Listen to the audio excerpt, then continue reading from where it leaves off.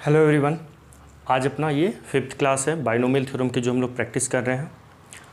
आज के क्लास में हम लोग मोस्टली जो प्रीवियस ईयर जेई में क्वेश्चन आए हुए हैं वो करने वाले हैं। जैसे ये वाला सवाल मेन 2020 में आ चुका है। ये क्वेश्चन हम लोग देखो लास्ट के जो क्लास अटेंड कर चुके हो उसको ये क्वेश्चन हो जाएगा उन बच्चों से। तो एक बार आप लोग इस वीडियो को पॉज करके खुद से ट्राई करो।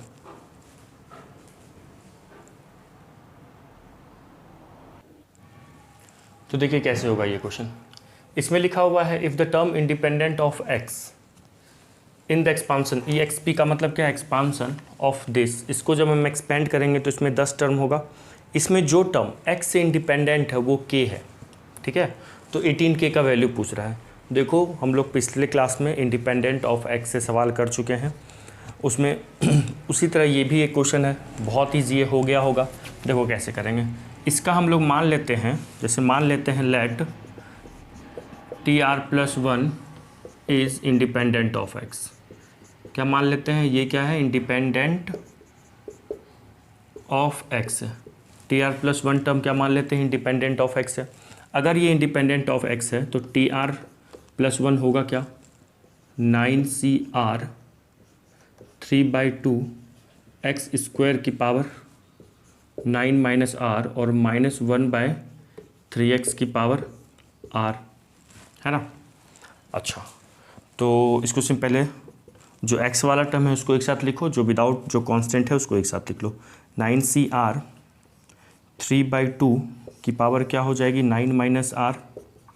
अब देखो यहाँ पे x की पावर क्या होगा, ये x² है, उस x² का पावर 9 - r है, तो ये हो जाएगा 18 - 2r। और यहाँ से -1/3 की पावर r है और 1/x की पावर r है, कह सकते हैं ऐसा, है ना। तो इसको लिख सकते हैं x की पावर -r, ऐसा भी तो लिख सकते हैं।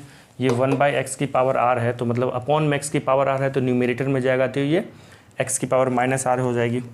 तो यहाँ से 9CR 3/2 की पावर 9 - r और -1/3 की पावर r है, ठीक है। और यहाँ पे देखो ये x है, ये x है, बेस सेम तो पावर ऐड होगा, तो x की पावर 18 - 2r और ये -r है तो 18 - 3r हो जाएगा। अब कहता क्या है कि ये इंडिपेंडेंट ऑफ x है। TR+1 क्या है, इंडिपेंडेंट ऑफ x है। इसका मतलब यहाँ पे क्या सीखे, इंडिपेंडेंट ऑफ x में x का पावर 0 रहेगा, तो ये 18 - 3r किसके इक्वल होगा, 18 - 3r 0 के इक्वल रहा होगा। तो r की वैल्यू यहाँ से 6 आ रही है, r की वैल्यू क्या आ गई, 6 आ गई, है ना। तो r की वैल्यू 6 आ गई, तो अपने को बोल ये रहा है कि जो if the term independent of x है, जो टर्म x से इंडिपेंडेंट है वो k है ना। तो अब अगली स्टेप हम लोग क्या करेंगे, एज गिवन करके, चलिए लिखिए पहले यहाँ तक। अब देखो यहाँ पे ये जो टर्म है एज जो TR+1 जो x से इंडिपेंडेंट है, तो इसमें वो उसी को हम माने हुए थे। लेट द जो टर्म इंडिपेंडेंट ऑफ x है उसको हम TR+1 मान लिए थे, और वो क्या दिया हुआ, k के इक्वल दिया हुआ है। एज TR+1 किसके इक्वल है, k के इक्वल है। सो TR+1 टर्म तो यही है। तो देखो इसमें हम लोग क्या करेंगे, r की वैल्यू को 6 रख देंगे, क्योंकि r की वैल्यू हमें 6 मिली है। तो 9C6 3/2 की पावर 9 - 6 -1/3 की पावर 6, ये किसके इक्वल हो गया, k के इक्वल हो गया। अब इसको सॉल्व करेंगे और k की वैल्यू निकालेंगे, k की वैल्यू आ जाएगी तो वहाँ से फिर 18k आ जाएगी, है ना। तो 9C6 क्या होगा, 9 × 8 × 7 अपॉन 3 का फैक्टोरियल, 3 × 2 × 1 करके देखिएगा, यही होता है। NCR क्या होता है, NCR होता है n का फैक्टोरियल अपॉन n - r का फैक्टोरियल इंटू r का फैक्टोरियल। वही यहाँ पे अप्लाई किए हैं, तो ये आ गया अपने पास। नाउ देखो यहाँ से ये क्या होगा, 3 का पावर 3 अपॉन 2 की पावर कितनी, 3 इंटू, यहाँ से देखिए माइनस का पावर इवन है ना, माइनस का पावर 6 इवन है तो वो प्लस हो जाएगा, तो 1/3 की पावर 6 इंटू के। तो यहाँ से ये कैंसिल आउट होगा, 3 का पावर 3 बचेगा यहाँ पे, है ना, 3 का पावर 3 बचेगा। और ये कितना होगा, 2 का क्यूब 8, ये कैंसिल हो जाएगा। फिर 3 × 3 = 9, ठीक है। तो अपने को मिलेगा 21 अपॉन 2 इंटू ये k की वैल्यू है। ओके, ये किसकी वैल्यू है? और ये k की वैल्यू है।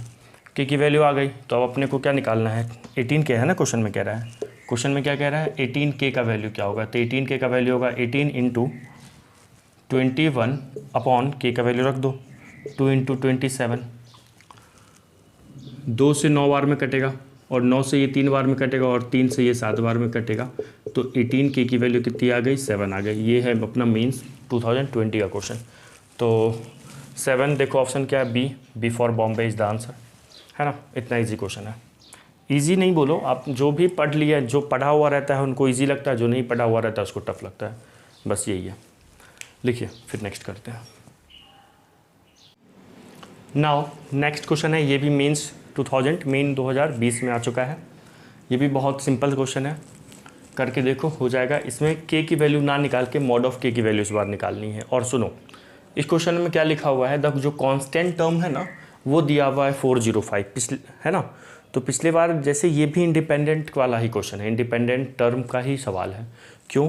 क्योंकि जो कांस्टेंट टर्म है, कांस्टेंट टर्म का मतलब वेरिएबल ना हो। वेरिएबल ना हो मतलब इसमें जो x है वेरिएबल वो ना हो, और x हो ही ना मतलब x से इंडिपेंडेंट हो। हम लोग लास्ट क्लास में ऐसा क्वेश्चन प्रैक्टिस कर चुके हैं, वही है ये। तो लिखा हुआ है, देखो मेंस में आया हुआ है, 2020 में आया हुआ है। If the constant term in the binomial expansion of this is 405। अच्छा, हम लोग ना ऐसा क्वेश्चन ना, आप कॉपी पेज पलट के देखिएगा, लास्ट क्लास में या सेकेंड लास्ट क्लास में हम लोग किए हैं।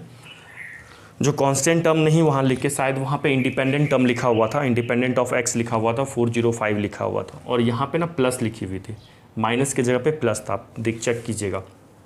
तो ये वाला क्वेश्चन है, देखो 2020 में आया हुआ है। तो इसको भी वैसे ही करेंगे। मान लेते हैं लेट द कांस्टेंट टर्म, हमेशा वही है, जब कोई टर्म की बात होगी तो जनरल टर्म में हम लोग चलेंगे। लेट द कांस्टेंट टर्म, क्या मान लेते हैं? Let the constant term is TR+1 मान लिए। तो कांस्टेंट टर्म निकाल लो, TR+1। TR+1 क्या होगा? 10CR अंडर रूट x की पावर 10 माइनस r और minus k upon x square की पावर r। ये इसी को मान लेते हैं, ये कांस्टेंट टर्म है। यहाँ से हम लोग को ना क्या निकालना है? k निकालना है। और यहाँ पे अपने पास दो अननोन है, एक r भी अननोन है, एक k भी अननोन है। तो पहले हम लोग क्या करेंगे? r निकालेंगे, फिर हम अपना k निकल जाएगा। तो ये जो कांस्टेंट टर्म है, जो कांस्टेंट टर्म है उसको ये हम मान लिए TR+1वां टर्म कांस्टेंट टर्म रहा होगा, और वो क्या है? 405 के इक्वल है। तो यहाँ पे ना 405 लिख लो। ओके, 10CR, यहाँ से देखो x की वैल्यू क्या है? x की पावर क्या है? ये x का पावर हाफ है, और होल की पावर फिर 10 माइनस r है। तो ये लिख सकते हैं क्या इसको? 10 माइनस r/2 और माइनस k की पावर r इंटू एक्स की पावर -2r। ये लिखा हुआ है ना, ये 1/x² की पावर r है। तो ऊपर जाएगा तो x की पावर -2 और ये r मल्टीप्लाई हो गया, है ना। तो यहाँ से अच्छा, x का होल पावर पहले बनाना है। 405 10CR और माइनस k की पावर कितनी? r, और यहाँ से x की देखो होल पावर बना लो। यहाँ पे क्या है? 10 माइनस r/2, और ये ऐड हो जाएगा, बेस सेम तो पावर ऐड, तो ये -2r को ऐड करेंगे तो -2r हो जाएगा। तो अगले स्टेप में इसको सिंप्लीफाई करके लिख लीजिए। तो 10CR माइनस k की पावर r, यहाँ पे एलसीएम क्या? 2 हो जाएगा, 2 2 जा 4, तो ये हो जाएगा x की पावर 10 माइनस 5r/2। अब क्वेश्चन में ऐसा कह रहा है, ये 2 है, ठीक है। क्वेश्चन में ऐसा कह रहा है कि ये कांस्टेंट टर्म है, 405 की इक्वल है, मतलब x इसमें नहीं होगा। x नहीं होगा मतलब x का पावर 0। तो हम कह सकते हैं ना यहाँ पे 10 माइनस 5r/2 को 0 के इक्वल रख सकते हैं। तो यहाँ से r की वैल्यू कितनी आ गई? 2। r की वैल्यू कितनी आ जाएगी? 2। अब r की वैल्यू 2 आ गई, उसको यहाँ पे रख देंगे, ठीक है। लिखिए पहले, अच्छा इसको फर्स्ट मान लेते हैं, फर्स्ट लिखिए। अब क्या करो? फ्रॉम फर्स्ट से चलो, from first. So now from first, देखो मैं समझाने के लिए ये सब लिख रहा हूँ। नाउ फ्रॉम फर्स्ट, मेंस में सब लिखने मत लगना। Now from first, speedly question speed बढ़ाओ, ठीक है ना। ये सब लिखने की जरूरत नहीं है एग्जाम में। रफ कर रहे हैं ना अपन, रफ करेंगे वहाँ पे तो बस क्वेश्चन होना चाहिए। नाउ फ्रॉम फर्स्ट से चलते हैं, तो ये लिख दिए हम 405 अभी कॉपी में लिखना ये सब, ठीक है ना, क्योंकि कभी रिवाइज करोगे तो समझ में आ जाएगा। अभी रफली करोगे तो एक अच्छा नोट्स नहीं बन पाएगा। अभी तो लिखना हर कुछ, जब दोबारा करोगे तो स्पीड में करना है अपने को, वो सब लिखना नहीं है। फ्रॉम फर्स्ट में आर की वैल्यू क्या रख दो, 2 रख दो, है ना। पुट आर इक्वल टू 2 रख देते हैं, आर की वैल्यू को 2 को। इसमें तो ये हो गया के स्क्वायर, और ये तो 0 ही हो जाएगा, 2 रखेंगे तो 10 माइनस 10, और वैसे भी इंडिपेंडेंट ऑफ एक्स है, तभी तो ये आया था, ये तो खत्म ही हो जाएगा। तो 405 ये कितना होगा, 10 इंटू 9 अपॉन 2 इंटू 1, और ये के स्क्वायर, यहाँ से इसको इधर मल्टीप्लाई कर दो तो ये कितना हो जाएगा, 810 हो जाएगा ना। 10 इंटू 9 इंटू के स्क्वायर, ये 1 0 से 1 0 चला गया, 9 9 जा हो गया, तो यहाँ से के स्क्वायर की वैल्यू कितनी आ गई, 9 आ गई। तो के की वैल्यू कितनी आ जाएगी, +-3। के की वैल्यू क्या, +-3। तो के का मॉड ऑफ के क्या होगा, मॉड ऑफ के 3 होगा। आया ना समझ में। तो आंसर क्या हो गया, C for Chennai is the answer. तो सुनिए, क्वेश्चन में लिखा हुआ था जो टर्म था, if the term constant term था वो, तो कॉन्स्टेंट टर्म का मतलब होता है इंडिपेंडेंट ऑफ एक्स ही। लिख लो, कॉपी में ऐसा नोट करके लिख लो कहीं पे, ठीक है ना, लिख लो सर्कल के अंदर। कांस्टेंट टर्म का मतलब होता है, कांस्टेंट टर्म जो होता है वो जो सेम किसके होता है, इंडिपेंडेंट ऑफ एक्स के, इंडिपेंडेंट ऑफ एक्स लिख लीजिए, ठीक है। चलिए नेक्स्ट क्वेश्चन, ये भी मेन 2020 में जिससे हो गया होगा वो काफ़ी मोटिवेटेड फील कर रहे होंगे कि देखो मेरे से मेंस का क्वेश्चन हो रहा है, अब हो जाएगा।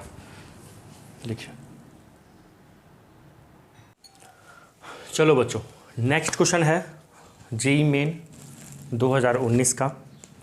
ये क्वेश्चन में जो थर्ड टर्म दिया हुआ है वो 2560 2560 दी हुई है। देखो यहाँ पे भी कुछ बच्चे को मेरे जो ऑफलाइन क्लास होती है उसमें जैसे ये लिख के देता हूँ तो बोलता है सर ये भी तो इंडिपेंडेंट टर्म का सवाल है कि टर्म अगर इतना है इसमें एक्स है ही नहीं। हाँ बिल्कुल है, इंडिपेंडेंट टर्म का क्वेश्चन है, बट इसमें ऐसा नहीं है कि अपने को वो एक्स से इंडिपेंडेंट है, दिख तो रहा है लेकिन इसमें मतलब ये एक्स, ये जो है ना फर्स्ट टर्म तो 1 है, सेकेंड टर्म एक्स है, एक्स से तो इंडिपेंडेंट है, ये दिख तो रहा है, बट इसमें ऐसा नहीं निकालना कि जो टर्म एक्स से इंडिपेंडेंट है तो उसमें कुछ के का वैल्यू जैसे निकालना था ये सब निकालना है इसमें। अच्छा, हम लोग जो भी इंडिपेंडेंट ऑफ एक्स वाला सवाल होता था जो था अभी जो 2 क्वेश्चन किए दोनों वही था, उसमें हम लोग माने थे कि let TR+1 is the independent of x, but यहाँ पे ना दिया हुआ है, ध्यान से देखो, if the third term independent of x. तो ऑफलाइन क्लास में क्या करता है, इंडिपेंडेंट ऑफ एक्स वाला क्वेश्चन भी सोचने लगता है, वो लेट TR+1 मान लेता है, तो ऐसा नहीं है ये, है ना। इसमें दिया हुआ है इंडिपेंडेंट टर्म तो है एक्स से, बस कौन सा टर्म इंडिपेंडेंट ऑफ एक्स है वो दी हुई है यहाँ पे, है ना। तो यहाँ पे TR+1 नहीं मानना है, वो दिया हुआ ही है यहाँ पे, है ना। तो T3 क्या होगा, थर्ड टर्म क्या हो जाएगा, T3 कितना हो जाएगा, 2560 हो जाएगा, ये तो होगा क्योंकि ये दिया हुआ है, गिवन है, ये क्या है, गिवन है। तो इसी को ना सॉल्व करके ना एक्स की वैल्यू निकालनी है, इतना इजी क्वेश्चन था और देखो कब आया हुआ था, है ना। तो T3 कितना हो जाएगा, T3 को क्या लिखेंगे, T2+1 लिखेंगे क्या, और ये क्या होगा 225 इतना हो जाएगा। अच्छा T3 कैसे निकालेंगे, इसका है इसी का ना T3 होगा, तो बताओ क्या होगा, 5C2 फर्स्ट टर्म का पावर 5 - 2 3 और सेकेंड टर्म क्या है x की power log x to the base 2 की पावर कितनी हो जाएगी 2। ये किसके इक्वल है, 2560 के इक्वल है। देखो एक का पावर 3 तो एक ही हो जाएगा, 5C2 कितना होगा 5 × 4 1 × 2, है ना, होगा, करके देख लीजिएगा। अच्छा देखो x का पावर ये स्क्वायर भी है तो ये इंटू हो जाएगा, यहाँ हो जाएगा x की power 2 × log x to the base 2 equal to 2560, है ना, 2560। यहाँ पे सॉल्व करो, ये देखो 5 4 जा 20 20/2 10 हो जाएगा। तो अच्छा ये 10 से 1 0 भी चला गया तो अपने पास आ गया x की पावर 2 × log x की power 2 × log x to the base 2 equal to 2560, है ना। अब सुनो, इसको भी ना पावर में लिखने की कोशिश करो। ये पावर में कितना है, 2 की पावर कितनी है बताओ, 2 बताओ, ये 2 की पावर कितना है, 4 8 16 32 में 8 है, 2 की पावर 8 है ये, है ना। तो ये हो गया 2 की x की power log x to the base 2, ये 2 की पावर 8 है।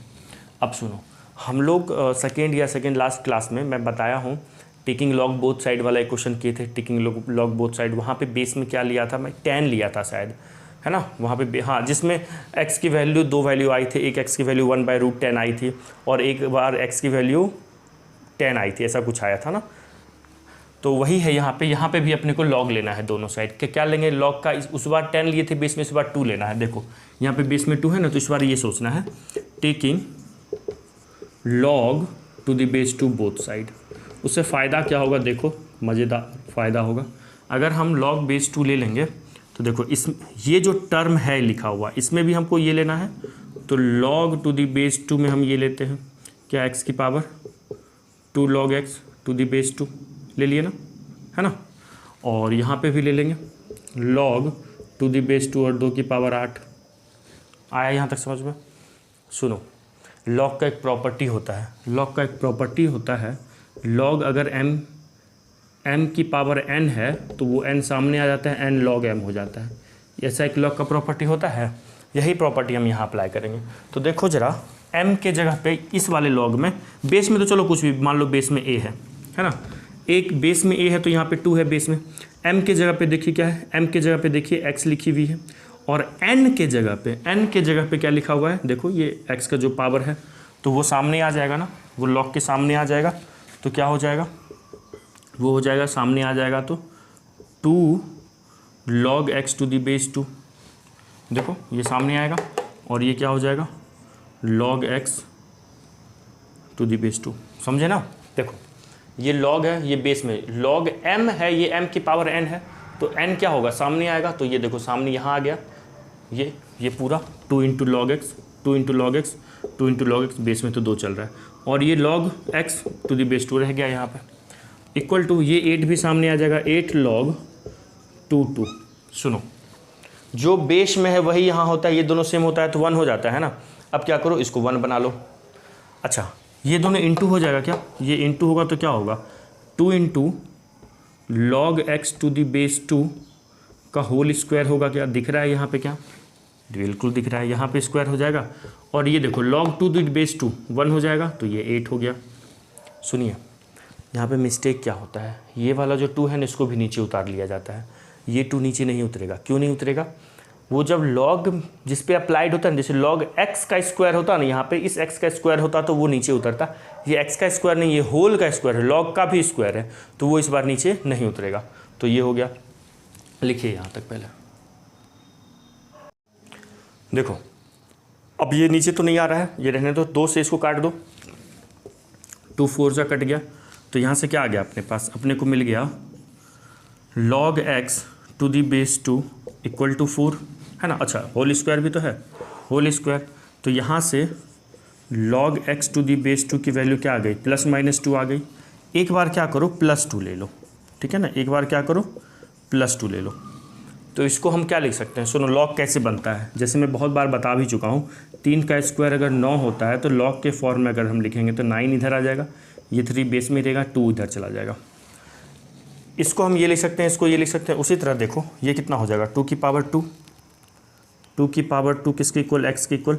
तो यहाँ से x की वैल्यू कितनी आ गई, 4, x की वैल्यू कितनी आ गई, 4, x की वैल्यू कितनी आ गई, 4, है ना। यहाँ से जब हम x की वैल्यू देखो, log x की वैल्यू +2 लेंगे तो x की वैल्यू 4 आ गई, ठीक है। और जब हम लोग नाउ दूसरा केस कर लो, जब हम लोग log x की वैल्यू -2, तो ये 2 की पावर -2 हो जाएगी, x की 2 की पावर -2, और 2 की पावर -2 का मतलब है 1/4, है ना। इसको लिख देंगे 1/2 का स्क्वायर लिख सकते हैं, और 2 का स्क्वायर 4 हो जाएगा। तो x की 2 वैल्यू आ गई, x की वैल्यू आ गई 4 और x की वैल्यू आ गई 1/4। तो यहाँ पे देखो मल्टीपल करेक्ट आंसर हो सकता है, लेकिन कोई एक ही ऑप्शन में दिया होगा। देखो हाँ 1/4, देखो B for Bombay is the correct answer, B में 1/4 दिया हुआ है ना। तो ये क्वेश्चन भी हो गया, लिख लीजिए। चलिए नेक्स्ट क्वेश्चन है, अब नेक्स्ट क्वेश्चन है find the value of lambda for which the coefficient of x square का coefficient in the expansion of this. देखो ये जो पूरा टर्म है ना, ये जो बाइनोमियल भी है, ये ना एक्स स्क्वायर इंटू दिस है, ये जो पावर 10 है इस एक्स पे नहीं अप्लाई है, ये एक्स स्क्वायर अलग से है, एक्स स्क्वायर इंटू दिस, है ना। इसमें देखो 11 टर्म होंगे, पावर 10 है तो 11 टर्म होंगे, उस 11 टर्म में हर टर्म से ये एक्स स्क्वायर मल्टीप्लाई होगा ना। ये जो एक्स स्क्वायर है इसके 11 टर्म्स से हर टर्म से मल्टीप्लाई होगा। तो जब हम इसको एक्सपेंड करेंगे तो इसमें तो 11 टर्म होंगे, टोटल 11 टर्म होगा। उसमें से जो एक्स स्क्वायर का कोफिशिएंट है वो कितना है, 720 है। एक्स स्क्वायर का कोफिशिएंट क्या है, 720 दिया हुआ है, 720 दी हुई है, एक्स स्क्वायर की कोफिशिएंट दी हुई है। अच्छा, ये कंफ्यूज मत करना, ये कोई टर्म दिया हुआ है 720, ये टर्म नहीं, किसी टर्म का कोफिशिएंट है। कौन सा टर्म, तो एक्स स्क्वायर का कोफिशिएंट। डायरेक्ट देख के लगता अच्छा कोई टर्म है 720 मतलब वो एक्स से इंडिपेंडेंट है, ऐसा कहाँ लिखा हुआ है, वो तो एक्स है ही उसमें, एक्स स्क्वायर का कोफिशिएंट है ये 720, है ना, ऐसा कन्फ्यूजन हो जाता है। तो एक्स स्क्वायर कहीं पे होगा, कोई 11 टर्म्स में कहीं तो एक्स स्क्वायर होगा, उसमें से ये कोफिशिएंट 720 दी हुई है, एक्स स्क्वायर का कोफिशिएंट 720। तो लैम्डा का वैल्यू फाइंड आउट करना है। तो हम मान लेते हैं लेट TR1 प्लस, तो ये जो टर्म होगा कंटेन, किसको कंटेन कर रहा होगा, कंटेन एक्स स्क्वायर। मान लिए एक्स स्क्वायर को कंटेन कर रहा है। सो अगर ऐसा होगा तो क्या होगा बताओ। सो TR+1, अब ये निकालो, पहले जनरल टर्म लिख दो। TR+1 क्या होगा, देखिए ये एक्स स्क्वायर तो होगा ही, इसमें निकालो, इसमें क्या होगा, tan CR √x की पावर 10 - r और लैम्डा अपॉन एक्स स्क्वायर की पावर r, ऐसा होगा ना। क्यों ऐसा होगा, क्योंकि इसमें लिखी के दे रहा, हम लोग माने हैं कि ये TR+1 एक्स स्क्वायर को कंटेन कर रहा है। अब वो जनरल टर्म लिखना है। अब देखो जनरल टर्म में ये डाउट कन्फ्यूजन होता है कि सर जनरल टर्म तो सिर्फ इसके लिए लिखना है ना, इसमें ये एक्स स्क्वायर कहाँ से आ गया। एक्स स्क्वायर इसमें मल्टीप्लाई में है ना, तो जो भी इसका जनरल टर्म होगा उसमें एक्स स्क्वायर भी, तो हर टर्म से। ये जनरल टर्म का क्या मतलब होता है, ये एवरी टर्म को रिप्रेजेंट करता है। आप आर की वैल्यू 0 रखो तो फर्स्ट टर्म को रिप्रेजेंट करेगा, आर की वैल्यू को 1 रखो तो सेकेंड टर्म को रिप्रेजेंट करेगा। तो हर टर्म में एक्स स्क्वायर मल्टीप्लाई होगा, तो एक्स स्क्वायर लेके चलना है इसमें, ये मत करना, छोड़ मत देना। तो ये हो गया, तो ये TR+1, अच्छा इसको पहले लिख लो, TR+1 ये कितना हो जाएगा, एक्स स्क्वायर tan CR, यहाँ से x की पावर 10 - r/2, और देखो लैम्डा की पावर r और x की पावर -2r, होगा ना ऐसा।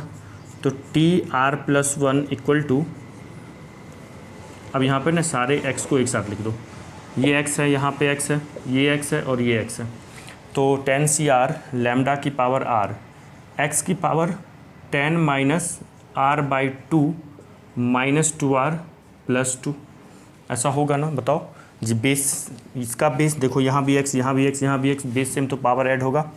तो TR+1 कितना हो जाएगा, tan CR लैम्डा की पावर r और x की पावर देखो, x 2 को एलसीएम ले लो तो ये हो जाएगा 2 × 2 = 4, ये 14 इसको बना देगा, 14 - 5r ना, 2 × 2 = 4, 4 - 1, 4 -4 - r, -4r -5r -5r/2, है ना।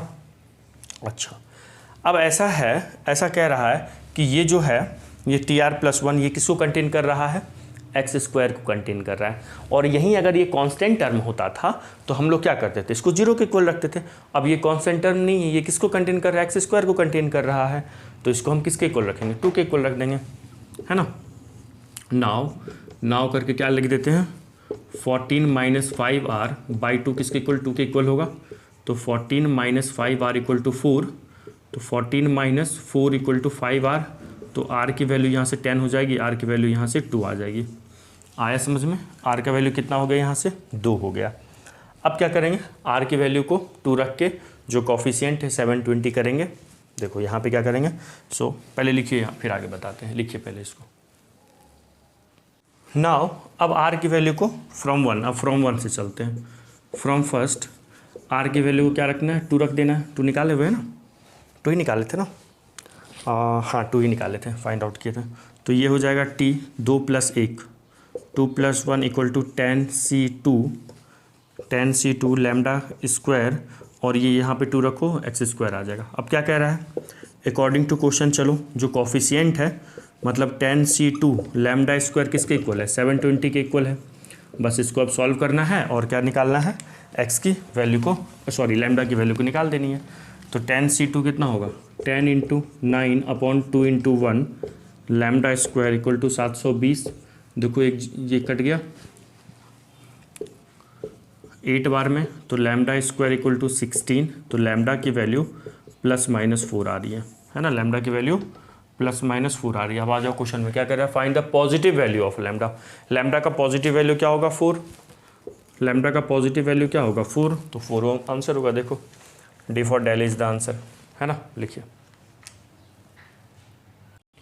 नाउ नेक्स्ट क्वेश्चन, ये भी मेंस का ही सवाल है। देखो हम लोग जो जनरल टर्म सीखे हैं, मिडिल टर्म निकालना सीखे हैं, इंडिपेंडेंट ऑफ एक्स सीखे हैं, या एक्स की पावर 10 या एक्स की पावर 15 का जो कोफिशिएंट वगैरह ऐसे जो क्वेश्चन सीखे हैं, ये 3-4 टॉपिक से 3-4 टाइप से कितने क्वेश्चन मेंस में हो रहे हैं, और सारे क्वेश्चन लेटेस्ट है, 19 और 20 वाला ही आज करवा रहा हूँ, है ना।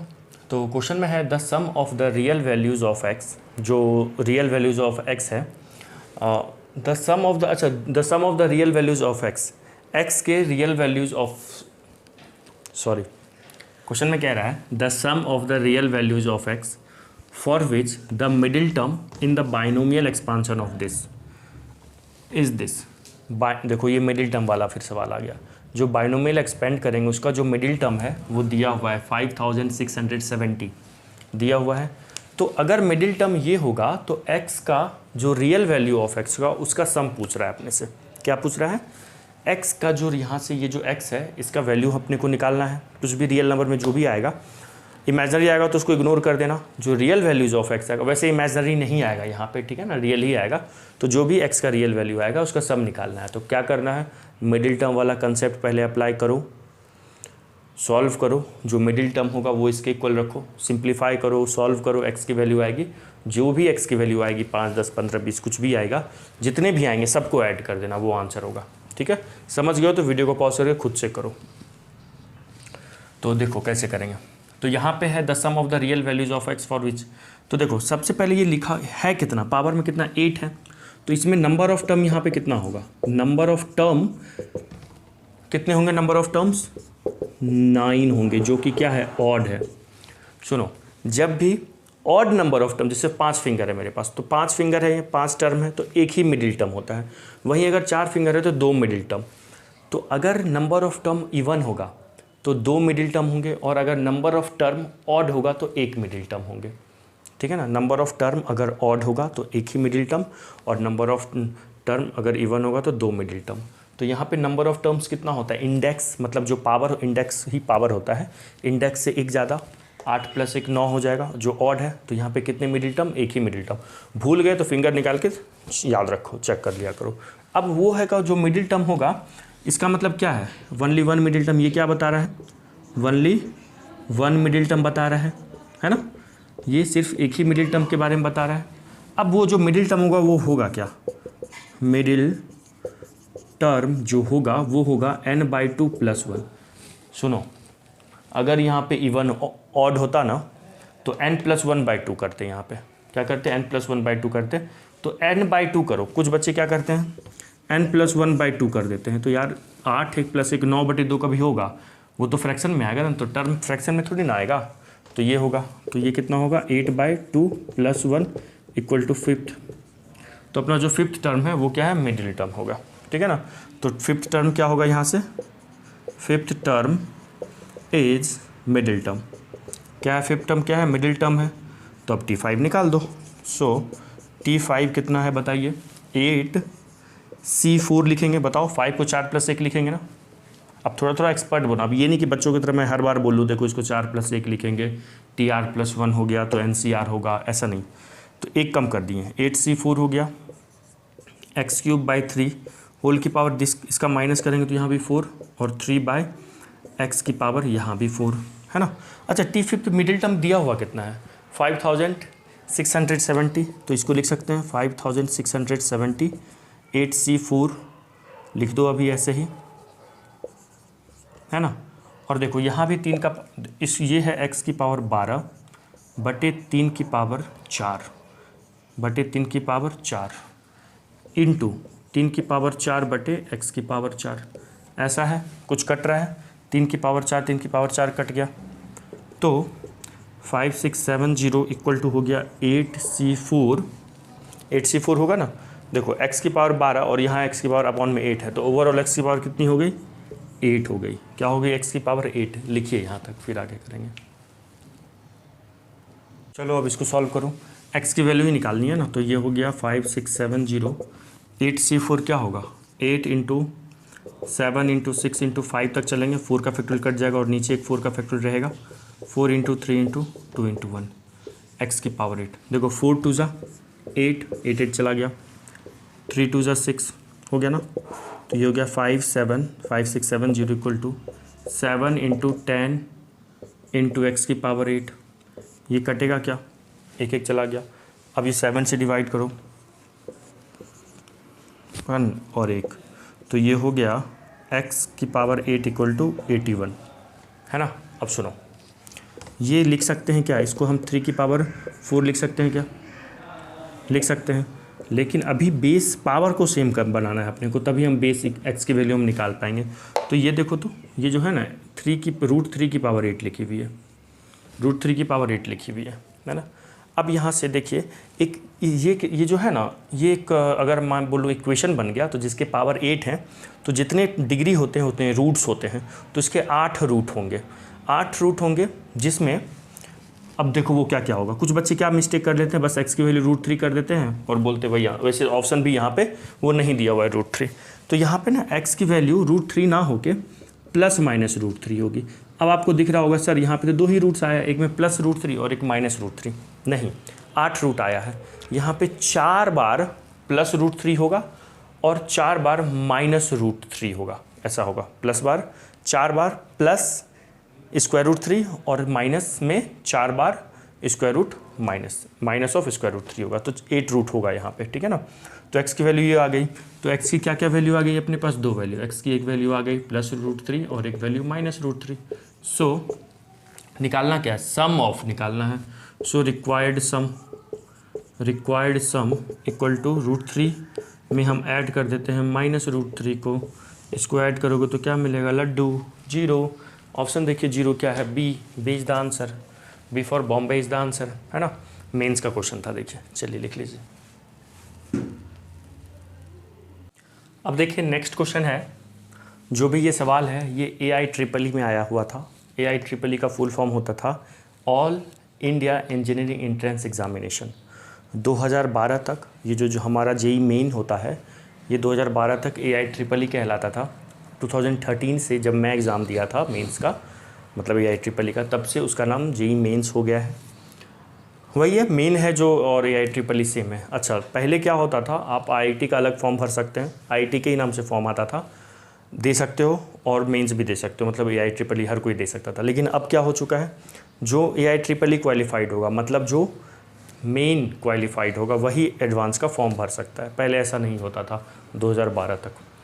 तो अब देखो 13-12 तक यही नाम था इसका, सेम ही है, मेन हो या एडवांस हो, सॉरी मेन हो या AIEEE हो। क्वेश्चन में है बाइनोमियल एक्सपेंड करेंगे किसका? a माइनस बी की पावर n का।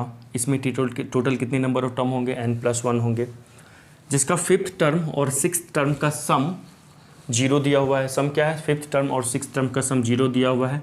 तो अपने को ना a/b क्या होगा ये पूछ रहा है। अच्छा, यहाँ पे ना n की वैल्यू 5 से बड़ी होगी या 5 की इक्वल होगी, इसका क्या मतलब है समझ लेंगे कि अभी जब क्वेश्चन करूँगा ना मैं इसमें समझा दूंगा, इससे कन्फ्यूज मत होना ये क्यों दिया हुआ है। देखो, तो a माइनस बी की पावर n है, इसका T5 प्लस T6 क्या है? 0 की इक्वल दिया हुआ है। तो ये क्या होगा? NC5 प्लस NC5 और a की पावर कितनी हो जाएगी? n-5, और b का पावर कितना हो जाएगा? 5 होगा ना। अच्छा, b नहीं होगा, माइनस b होगा, हाँ यहाँ पे कंफ्यूज नहीं होना, माइनस b की पावर 5 होगी। ये 5th टर्म हो गया, प्लस 6th टर्म क्या होगा? NC, ये 5 है तो बच्चों यहाँ पे 4 होगा ना, हाँ यहाँ पे 4 होगा, और यहाँ है तो 5 है, तो 6 है तो 5 हो जाएगा। और a की पावर कितनी हो जाएगी? यहाँ भी पावर में n-4 और यहाँ भी 4 होगा, यहाँ पे n-5 और माइनस b की पावर 5, ये दिया हुआ इक्वल टू 0। सुनो, ये अगर n की वैल्यू 5 से छोटी हो जाएगी, मान लो n की वैल्यू 4, 3, 2, 1 हो जाएगा, जैसे मान लो n की वैल्यू 5 से छोटी 4 हो जाएगी, तो यहाँ तो चल जाता, लेकिन यहाँ नहीं चलता, 4C5 इनवैलिड है ना। कभी भी ये छोटी नहीं, या तो ये दोनों इक्वल होगा या n हमेशा बड़ा होगा, इसलिए ऐसा दिया हुआ है। अब देखो ये है क्या लिखा हुआ, ये n का फैक्टोरियल अपॉन n-4 का फैक्टोरियल इंटू 4 का फैक्टोरियल a की पावर n-4 माइनस b का पावर 4, मतलब b का पावर 4 माइनस से प्लस, इसको उधर लेके चले जाओ, ठीक है ना। तो ये n का फैक्टोरियल अपॉन n-5 का फैक्टोरियल इंटू 5 का फैक्टोरियल a की पावर n-5। और देखो ये माइनस का पावर ऑड हो रहा है, -5 का पावर 5 कितना होगा, माइनस ही रहेगा। बट हम ये इधर गए, एक और माइनस पहले से होता, देखो यहाँ प्लस है, इधर इक्वल के राइट साइड में जाएगा तो यहाँ पे एक माइनस बनेगा और ये एक माइनस प्लस हो जाएगा, तो माइनस माइनस प्लस हो चुका है, मैं ऐसे लिख दिया, ठीक है। अब यहाँ से सिंपली देखो b यहाँ पे 4 बार है, यहाँ पे 5 बार है, तो एक b यहाँ पे रहेगा। देखो a की पावर n-5 है और a की पावर n-4 है, यहाँ पर एक बार a ज़्यादा है तो ये कट गया और यहाँ से एक बार a बचेगा, n का ये कट गया, ठीक है। देखो 4 का, ये 5 का फैक्ट अगले स्टेप में करते हैं, है ना। ये n-4 का फैक्ट इंटू एक एक कम होते जाता है ना, कम कर दिया, और ये 4 का फैक्टोरियल हो गया 1 अपॉन, अच्छा यहाँ पे कुछ बचेगा ना, यहाँ पे क्या बच रहा है, a बच रहा है, इक्वल टू 1 अपॉन n-5 का फैक्टोरियल, इसको एज इट इज छोड़ दो क्योंकि इसके बाद n-6 हो जाएगा, आगे चलेंगे तो उसका कोई ज़रूरत है नहीं, ये कट रहा है। और ये 5 के फैक्टोरियल को 5 इंटू 4 का फैक्टोरियल लिख सकते हैं, और यहाँ पर एक बार b बच रहा है। तो देखिए कुछ कट रहा है क्या, n-5 का फैक्टोरियल कट गया और 4 का फैक्टोरियल भी कैंसिल आउट हो गया। तो यहाँ से क्या मिल रहा है अपने को, a अपॉन, देखो क्या मिल रहा है, a अपॉन, ध्यान देना, a upon n-4, a upon n-4 equal to क्या, b अपॉन 5।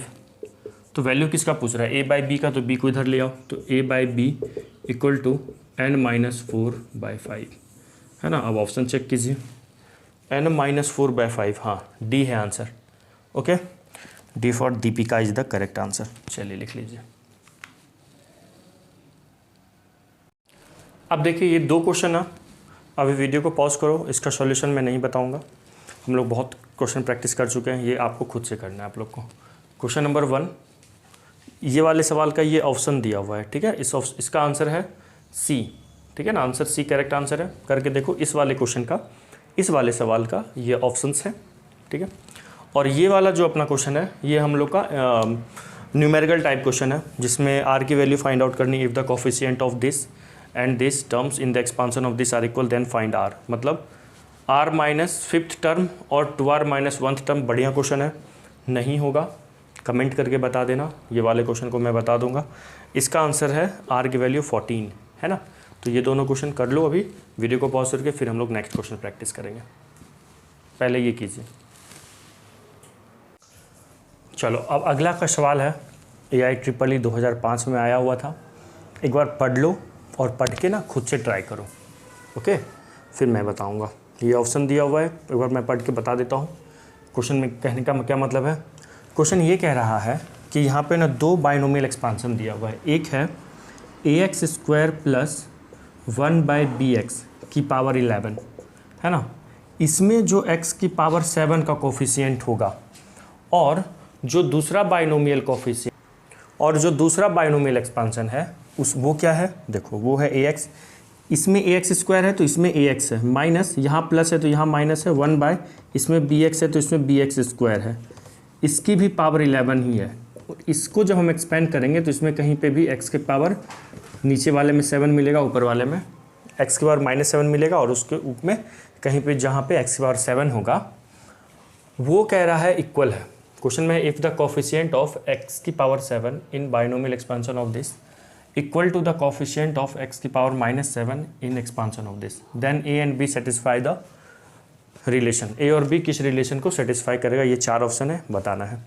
तो क्या करो, इसके जनरल टर्म को बनाओ, उसको क्या करो, मान लो इसके जनरल टर्म TR+1 होगा, हिंट पहले कर देता हूँ, लेट TR+1 कंटेन x की पावर 7 को कंटेन करेगा, उसको सॉल्व करो और a और b में कुछ तो आएगा रिलेशन, ठीक है। और फिर यहाँ पे भी, इसमें भी लेट कर लेना TR+1 कंटेन x की पावर -7, वहाँ भी a और b में कुछ आएगा रिलेशन। तो इसमें जो कॉफिशिएंट होगा x की पावर 7 का और इसमें भी जो कॉफिशिएंट होगा x की पावर -7 का, दोनों को इक्वेट कर देना अकॉर्डिंग टू क्वेश्चन। इक्वेट करना, a और b में कुछ ना कुछ रिलेशन बन जाएगा। करके देखिए, मैं बताता हूँ। मान लेते हैं फॉर पहले इसके लिए ax² + 1/bx के लिए फ्लैट TR+1 कंटेन, किसको कंटेन कर रहा है? x की पावर 7 को, है ना, x की पावर 7 कह रहा है ना, x की पावर 7 को कंटेन कर रहा है। तो TR+1 क्या होगा? वो हो जाएगा 11CR ax² की पावर 11 - r और 1/bx की पावर r, है ना। तो TR+1 यहाँ से क्या मिलेगा अपने को? 11CR a, देखो a की पावर होगा 11 - r होगा ना, और b की पावर -r होगा। ध्यान से देखो 1/b है तो b की पावर -r होगा, और यहाँ से x की पावर 22 - 2r और यहाँ से -r तो -3r होगा। ध्यान दो, इतने क्वेश्चन कर चुके हो, अब तो समझ में आ चुका होगा। यहाँ से a की पावर 11 - r होगा, b की पावर 22 - 2r और यहाँ से x की पावर -r मिलेगा, तो -2r -r -3r हो जाएगा, ठीक है। और b की पावर 1/, अपॉन में है ना, तो ये पावर में जब ऊपर ले जाएंगे तो माइनस, b की पावर भी -r हो जाएगी और x की भी पावर -r हो जाएगी। ये हो गई। अब कह रहा है यहाँ पे देखो, ये जो है ये किसको कंटेन कर रहा है? एज, ये किसको कंटेन कर रहा है? एज TR+1 कंटेन, किसको कंटेन कर रहा है? x की पावर 7 को। तो जो यहाँ पे x का पावर होगा 22 - 3r, ये किसके इक्वल होगा? 7 के। तो 3r = 22 - 7, तो r की वैल्यू यहाँ पे 15 मिलेगा, r की वैल्यू 5 हो गई। r की वैल्यू क्या हो गई? 5 हो गई। तो लिखिए पहले यहाँ तक। अब क्या करना है? शो फ्रॉम 1 चलो, फ्रॉम फर्स्ट से चलेंगे तो r की वैल्यू को क्या रख दो? r की वैल्यू को 5 रख दो। 5 + 1 = 11C5 a की पावर 11 - 5 और यहाँ x की और b की पावर क्या हो जाएगा? b की पावर -5 और x की पावर रख के देखना, यहाँ पे 7 ही बनेगा, वो बनेगा ही वो तो T6 = हो गया 11C5 a की पावर 6 और b की पावर -5 x 7, है ना, ये बन गया। इसको छोड़ दो, ठीक है ना, इसको मान लो सेकेंड मान लेते हैं। अब हम क्या करेंगे? अब अगला टर्म मानेंगे लेट TR+, इसके लिए अब करेंगे, ठीक है ना, ये जो दूसरा एक्सपांसन है ना उसके लिए करेंगे। लिखिए, यहाँ तक लिखना है, ये पुराना वाला है, यहाँ तक लिखना है, सेकेंड नंबर तक। तो चलो देखो, इसके लिए हो गया ना। अब इसके लिए करते हैं फॉर ax - 1/bx² की पावर 11। हम मान लेते हैं यहाँ से लेट TR+1 कंटेन, किसको कंटेन करेगा इस बार? x की पावर 7 नहीं, x की पावर -7 को कंटेन करेगा। तो यहाँ से TR+1 कितना हो जाएगा? 11CR ax की पावर 11 - r, है ना, और -1/bx² की पावर कितनी हो जाएगी? r हो जाएगी। तो TR+1 कितना होगा? TR+1 कितना होगा बताओ? 11CR a की पावर 11 - r, और देखो ये -b ले लो इसको, ठीक है ना, -b ले लो, -b की पावर r कर लेते हैं, और यहाँ से x की पावर कितनी होगी? x की पावर 11 - r और यहाँ से -2r, तो हो जाएगा 11 - 3r, है ना। अब सुनो, ये किसको कंटेन कर रहा है? ये कंटेन कर रहा है एज TR+1 कंटेन, किसको कंटेन कर रहा है? किसको कंटेन कर रहा है? x की पावर -7 को कंटेन, x की पावर -7, वही तो हम यहाँ पे मान के रखे हैं। देखो तो यहाँ से ये जो x की पावर है 11 - 3r, ये किसके इक्वल होगा? -7 के। तो 3r = 18, यहाँ से r की वैल्यू 6 आ जाएगी, यहाँ से r की वैल्यू 6 आ जाएगी। तो जैसे इसको आप 2 तक इसको तो सेकेंड था ये अपना, इसको थर्ड मान लो। अब क्या करो? अब लिखेंगे हम लोग फ्रॉम थर्ड। तो फ्रॉम थर्ड से, इसको मैं रफ कर रहा हूँ, वीडियो को पॉज करके लिख लीजिए। तो फ्रॉम थर्ड से क्या होगा? फ्रॉम थर्ड r की वैल्यू 6 रख दो। तो T6 + 1 = 11C6 a की पावर 11 - 6 -b की पावर 6। तो T7 = क्या होगा? 11C6 ए की पावर 5 और देखो माइनस बी की पावर, माइनस का पावर 6 तो प्लस हो जाएगा और बी की पावर 6 हो गया, ठीक है ना।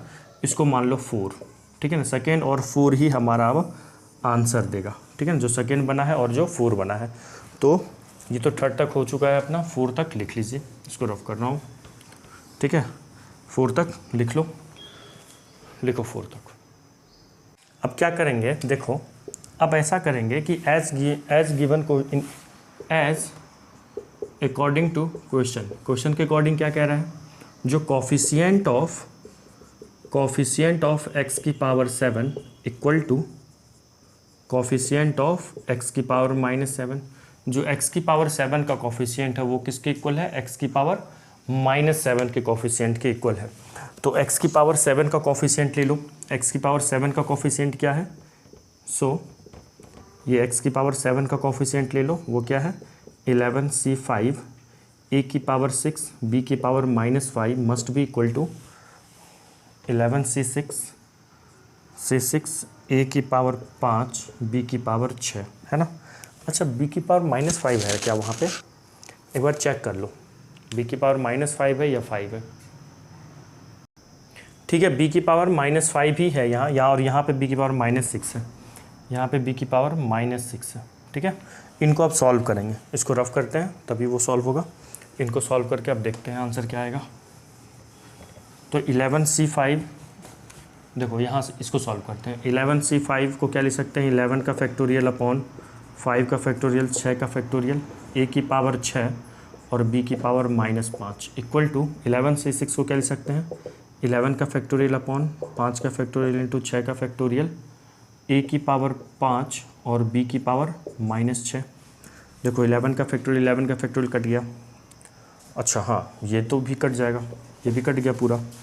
यहाँ पे ए की पावर 5, देखो ये ए की पावर 5 है और यहाँ 6 बार है तो एक बार ए ही बचेगा, तो ए इसको उधर लेके चले जाओ, ये हो जाएगा बी की पावर -6 अपॉन बी की पावर 5, ऐसा होगा ना, बी की पावर -5, सॉरी बी की पावर -5 होगा, बी की पावर -5 अपॉन में जाएगा ना, तो ए इक्वल टू बी की पावर 5 ऊपर चला जाएगा, ऊपर जाएगा तो प्लस में हो जाएगा इनटू बी की पावर -6। तो पावर सेम है, बेस सेम है तो पावर ऐड होगा, तो ये हो गया बी की पावर -1।